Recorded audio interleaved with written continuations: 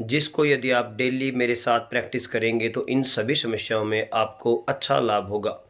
दोस्तों, आप इस वीडियो के साथ-साथ इन प्राणायाम की प्रैक्टिस कर सकते हैं।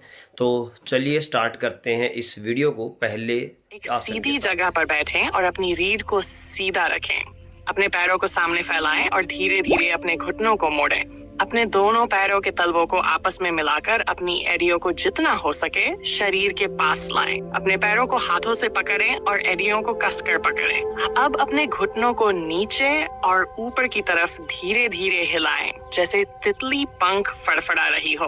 अपनी पीठ सीधी रखें और चेहरा सामने की ओर रखें। श्वास सामान्य रखें और इस प्रक्रिया को धीरे धीरे करें। ध्यान दें, अगर आपको घुटनों या कूल्हों में दर्द महसूस हो तो इस आसन को न करें।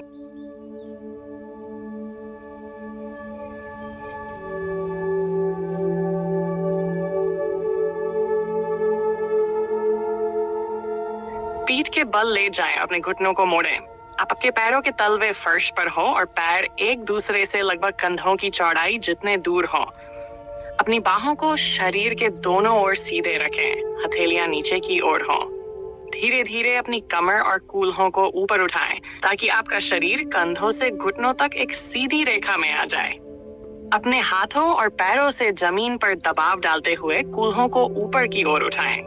कोशिश करें कि आपकी ठुड्डी आपकी छाती को छू सके और गर्दन लंबी और स्थिर रहे। अपनी जांघों को एक दूसरे के समानांतर रखें और नितंबों को कसकर संकुचित करें।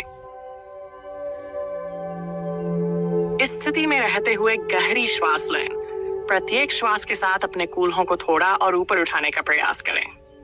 इस स्थिति में 30 सेकंड से मिनट तक रहें या जितनी देर आप सहज महसूस करें। फिर धीरे धीरे कमर और कूल्हों को नीचे लाएं और आराम करें। अपनी कमर को धीरे धीरे जमीन पर वापस लाएं। कुछ सेकंड आराम करें और फिर पैरों को सीधा कर दें।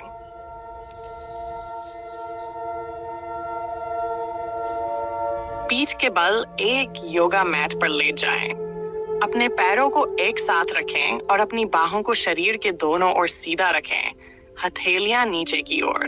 पैरों को ऊपर उठाना। धीरे धीरे श्वास लेते हुए अपने पैरों को 90 डिग्री तक ऊपर उठाएं। कमर को सहारा देना। अब अपनी दोनों हथेलियों को कमर के नीचे रखें ताकि आपको सहारा मिले। सीधी स्थिति।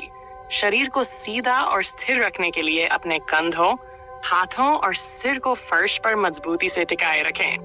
पैरों को सीधा और लंबवत बनाए रखें। शरीर को पूरी तरह से स्थिर रखने का प्रयास करें। धीरे धीरे अपने पैरों को सिर की दिशा में मोड़ें और फिर धीरे धीरे पीठ और कूल्हों को जमीन पर लाएं। अंत में अपने पैरों को फर्श पर सीधा कर लें। कपालभाति प्राणायाम करने के निर्देश। 1. शुरुआत की स्थिति। एक साफ, शांत और हवादार स्थान पर बैठें। पद्मासन, कमलासन, सुखासन या वज्रासन में बैठें। गहरी श्वास लें। पेट को थोड़ा बाहर की ओर फैलने दें। अब तेजी से श्वास छोड़ें और पेट को अंदर की ओर खींचें। पेट को सिकोड़ते हुए जोर से श्वास छोड़ें, जिससे नाक से आवाज आए। श्वास लेने पर ध्यान न दें, यह स्वाभाविक रूप से होगी। सारा ध्यान श्वास छोड़ने और पेट को अंदर खींचने पर रखें। गति और समय। शुरुआती लोग धीमी गति से शुरू करें। 30 बार श्वास छोड़ने के बाद 2 मिनट आराम करें। धीरे धीरे समय बढ़ाते हुए 30 से 5 मिनट तक ये प्राणायाम कर सकते हैं। 1 मिनट में लगभग 60 से 80 बार श्वास छोड़ना आदर्श है। लाभ। यह प्राणायाम श्वसन तंत्र को शुद्ध करता है और फेफड़ों की क्षमता को बढ़ाता है। एक शांत और हवादार स्थान पर सुखासन, पद्मासन या वज्रासन में बैठें। अगर आप किसी कारणवश जमीन पर नहीं बैठ सकते तो कुर्सी पर भी बैठ सकते हैं। अपनी रीढ़ को सीधा रखें और आंखें बंद कर लें। दाहिने हाथ की अंगुलियों का उपयोग श्वास नियंत्रित करने के लिए किया जाएगा। शुरुआत श्वास से दाहिनी नासिका बंद करें और बाईं नासिका से गहरी श्वास इनहेल लें।